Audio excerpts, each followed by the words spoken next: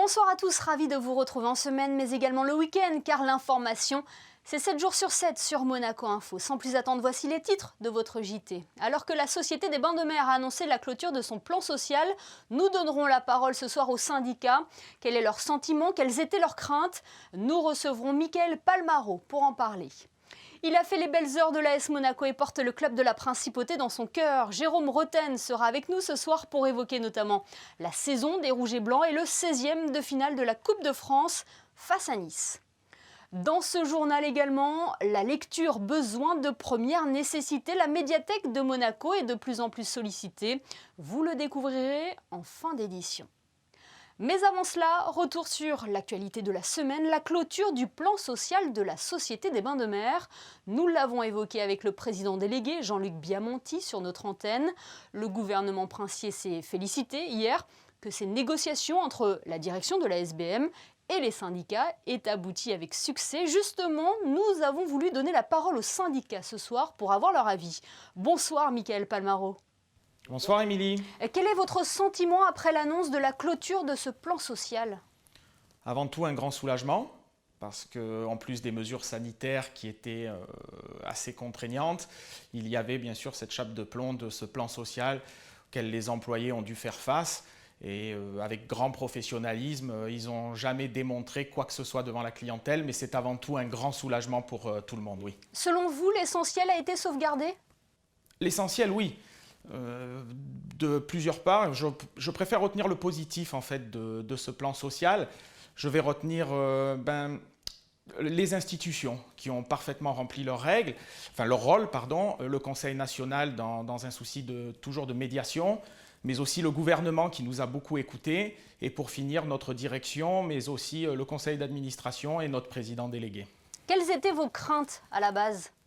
Nous en avions plusieurs. D'abord, il s'est basé sur 3 axes, comme vous l'a expliqué le président délégué. Le premier axe était les départs volontaires. À la retraite? Oui, exactement, les départs volontaires à la retraite. Nous avons décidé de ne pas donner suite sur le supplément d'argent que nous proposait la Société des Bains de Mer pour qu'elle puisse profiter aux emplois les plus vulnérables. C'était un peu notre effort de solidarité envers les emplois les plus vulnérables de la société. Nous avions un objectif commun avec nos collègues de la restauration, 0 départ contraint. Nous arrivons à 4 plutôt que 161, en sachant qu'il y a eu des propositions de mobilité pour les 4 emplois. Nous estimons que là aussi, le contrat est parfaitement rempli. Et concernant les négociations des conventions collectives? C'est très important et c'est très bien que vous y revenez. Nous avons, nous, toujours été ouverts à la discussion et à la négociation. Nous aurions d'ailleurs aimé prendre exemple sur notre président délégué qui s'est lui-même baissé sa rémunération à hauteur de 30%. Néanmoins, nous ne comprenons pas, et ça sera vraiment le bémol de ce plan social, la réaction du comité exécutif qui a refusé simplement et bonnement de participer à l'effort collectif. Et ça passe très mal. Donc nous étions ouverts sur les négociations quelles qu'elles soient. Nous avons toujours été ouverts à la négociation. En revanche, nous nous sommes vraiment profondément étonnés que l'effort s'arrête aux portes du comité exécutif. Voilà, aujourd'hui, vous êtes rassurés quant à l'avenir de vos emplois? Eh bien, écoutez, oui et non. Oui, nous sommes rassurés pour l'avenir de nos emplois. Néanmoins, nous avons quelque chose qui nous gêne. C'est le manque comment dire, nous nous sommes aperçus que ces dernières années, le métier d'employé de jeu n'intéressait plus vraiment notre population monégasque et les monégasques et les enfants du pays. Et ça nous trouble un peu. Alors je pense qu'il y a un travail de fond, peut-être à refaire de notre part. C'est un métier où, vous avez pu le voir, la solidarité est mise en avant, où l'image a été souvent écornée et je la trouve fausse. Nous avons fait preuve dans ce plan social de beaucoup de solidarité, de beaucoup de dons de soi, de beaucoup d'efforts aussi. Et nous aimerions essayer de convaincre la plus jeune génération de nous rejoindre pour un métier qui est, je ne vais pas le dire là parce qu'avec les mesures sanitaires ça serait mal placé, mais qui juste derrière le personnel soignant reste pour moi le plus beau métier du monde. Et le message est passé. Merci beaucoup Mickaël Palmaro d'avoir été avec nous ce soir. Merci beaucoup Émilie. On rejoint Frédéric Elion pour parler sport et plus précisément de football. Bonsoir Frédéric, coup de projecteur avec vous sur le derby en Coupe de France lundi soir.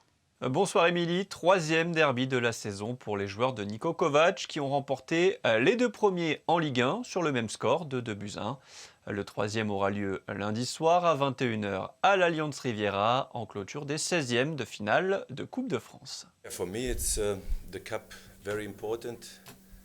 As you know, in Germany I played 3 finals in a row and I like this competition. And I think that Coupe de France is very popular in France, so everyone wants to win the title, and we try to go as far as possible. We play a derby. This makes this game very special. So we want to try to win the game. So you can expect that we give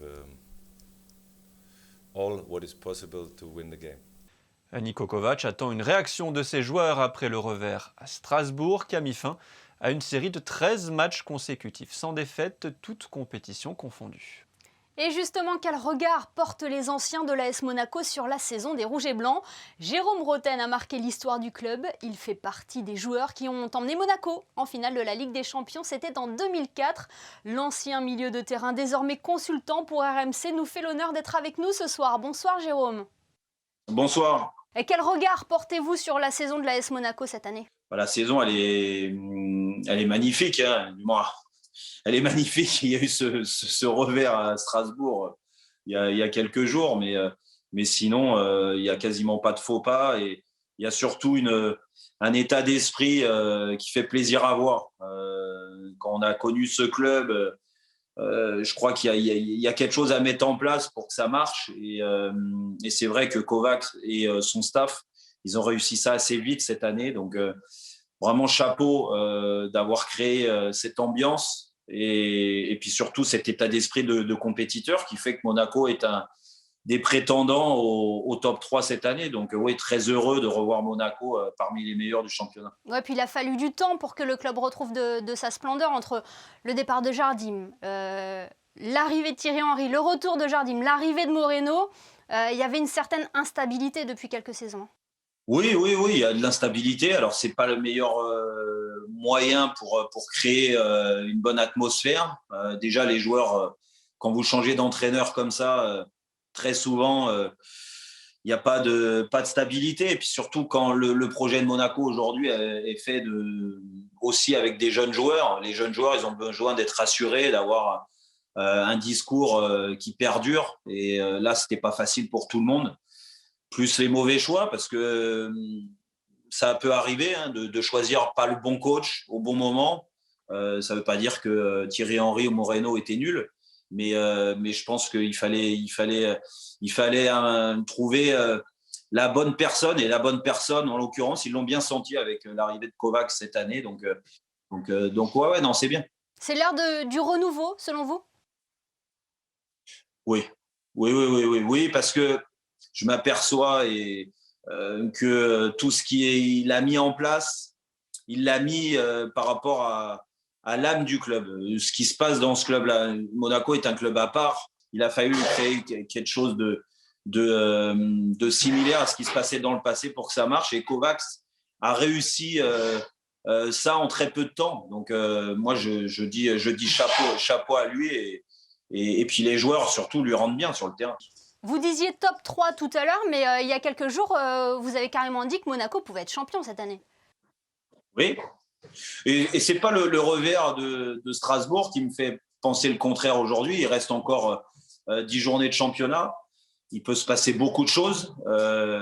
Et je sais de quoi je parle, hein, parce que quand j'étais à Monaco, on avait plusieurs points d'avance et puis on s'était fait rattraper 2 fois de suite par Lyon à l'époque. Donc non, il peut se passer encore beaucoup de choses, mais ils sont capables d'accrocher les meilleurs. Et en Coupe de France, est-ce que là aussi, les Monégasques peuvent marquer les esprits? Lundi, ils retrouvent l'OGC Nice pour les 16e de finale. On le sait, un derby a toujours une saveur particulière. Est-ce que selon vous, c'est un match piège pour Monaco?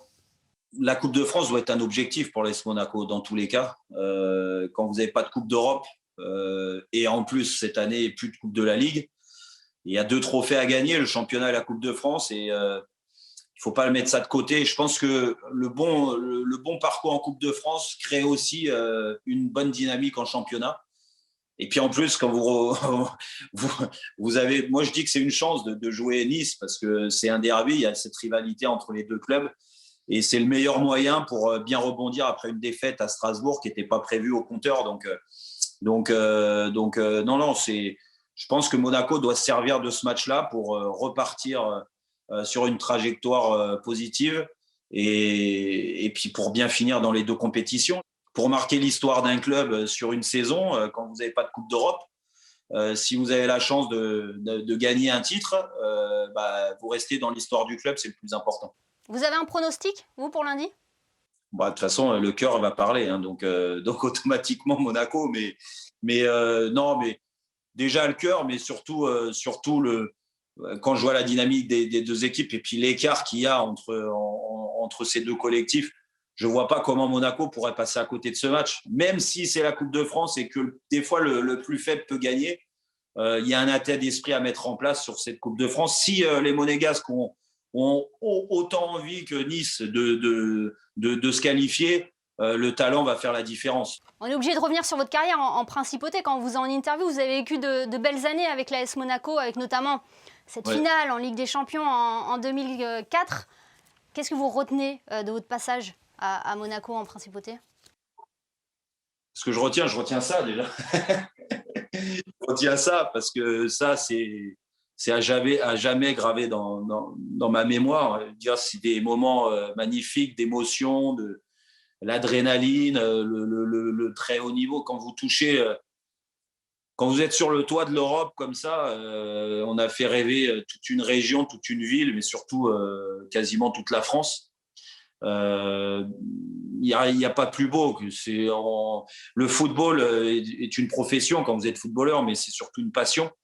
Et vivre ces moments-là, c'est magnifique, quoi. On s'est éclaté personnellement, mais surtout collectivement, à partager ça avec ce groupe. Et je dis ce groupe vraiment large, hein, parce qu'il n'y a pas que le groupe de joueurs, c'est l'ensemble d'un club. On fonctionnait vraiment comme une grande famille. Ouais.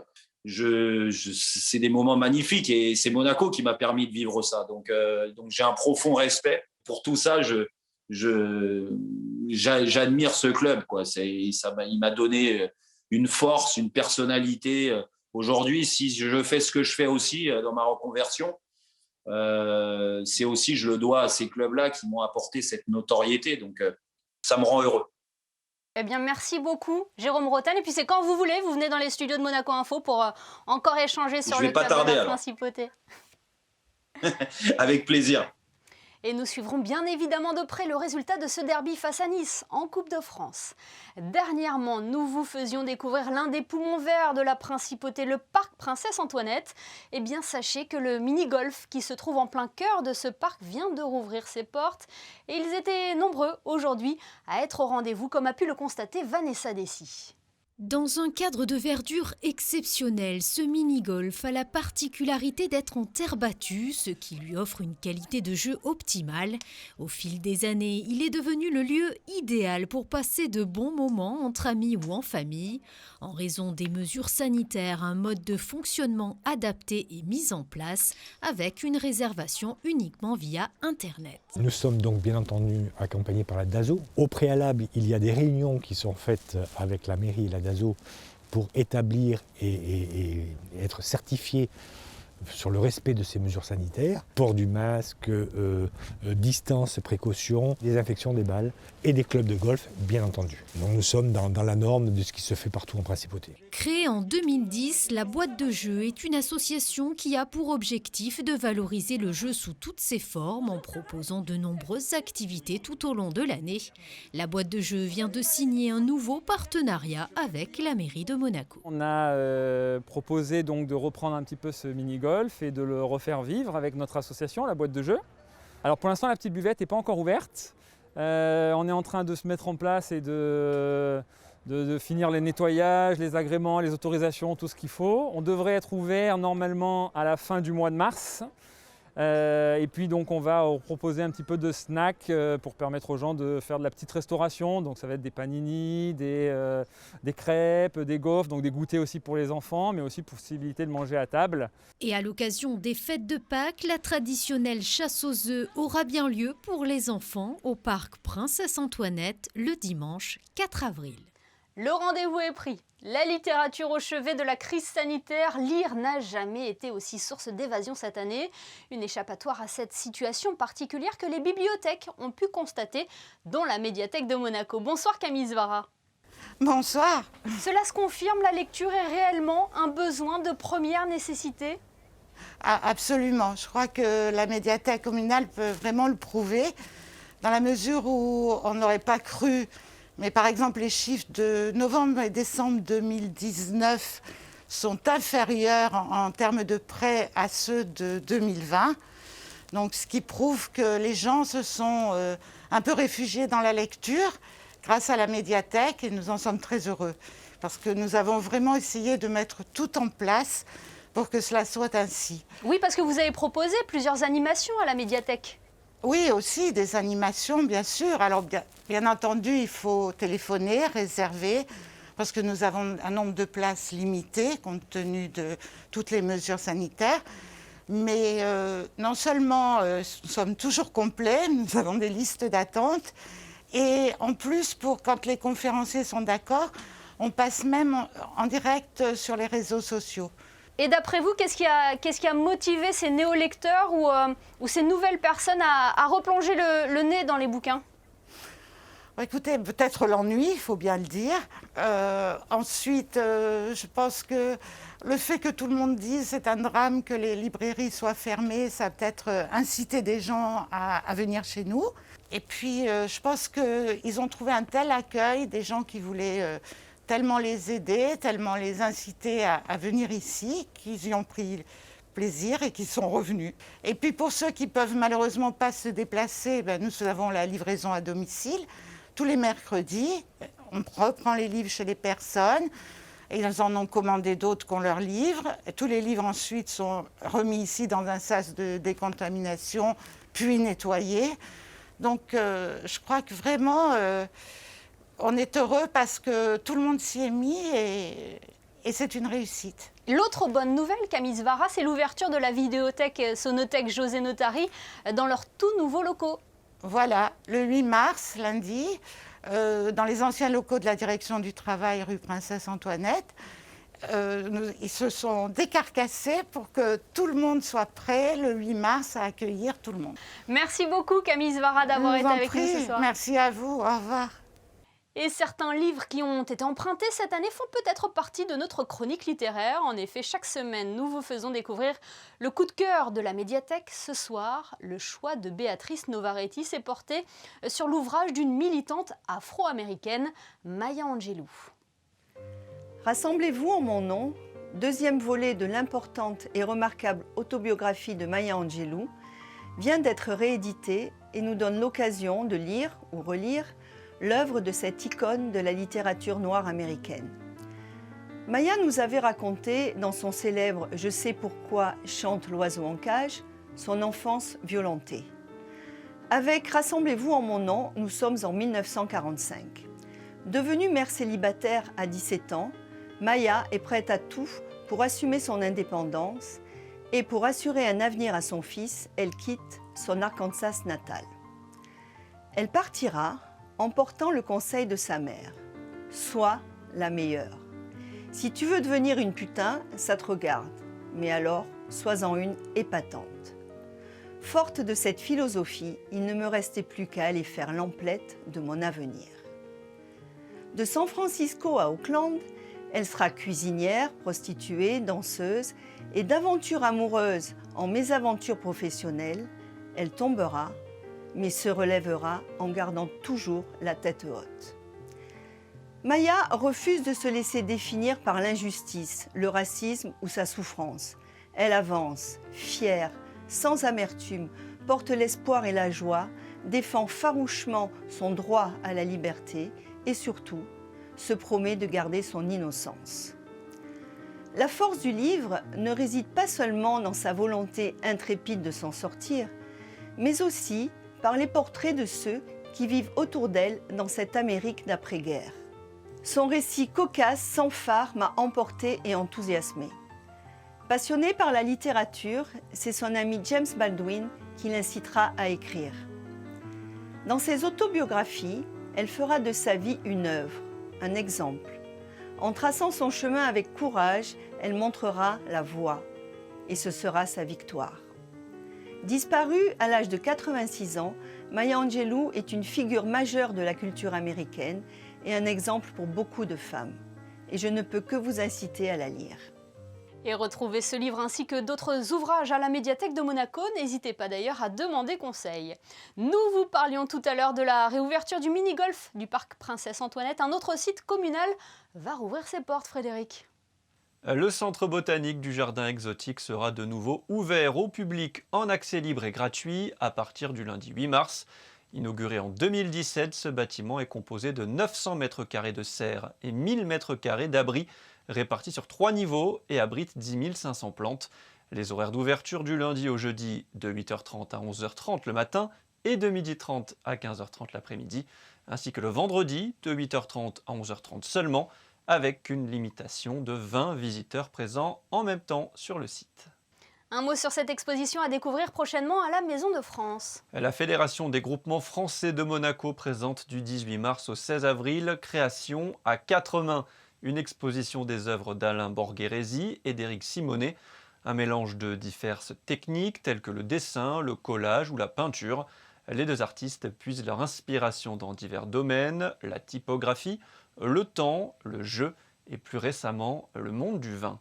On termine par le programme de demain soir sur Monaco Info, Frédéric. Avec 19h dimanche, le magazine de grands reportages sur Monaco Info. Cette semaine, Yann Anthony Noguès vous plongera dans l'univers des gamers. L'industrie des jeux vidéo est en plein essor avec un nombre de joueurs et d'adeptes en progression croissante. Pour en parler, Yann Anthony Noguès recevra Cédric Biscay, le président de Shibuya Productions. Et enfin, un dernier coup d'œil sur les prévisions météo. Quel temps fera-t-il dimanche ? Encore une journée plutôt ensoleillée, Émilie, surtout le matin, puis le temps va se couvrir progressivement en deuxième partie de journée. Il fera 8 degrés le matin et 12 l'après-midi. Le soleil se lèvera à 6h55 pour se coucher à 18h27. Dimanche 7 mars, nous fêterons les félicités. Les félicités et nous célébrerons également les grands-mères. Merci Frédéric et merci à vous de nous être fidèles chaque soir sur Monaco Info, y compris le week-end.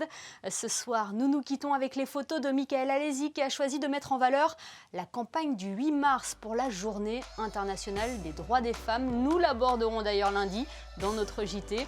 En attendant, je vous donne rendez-vous demain pour le best-of de la semaine. Très belle soirée à tous sur Monaco Info.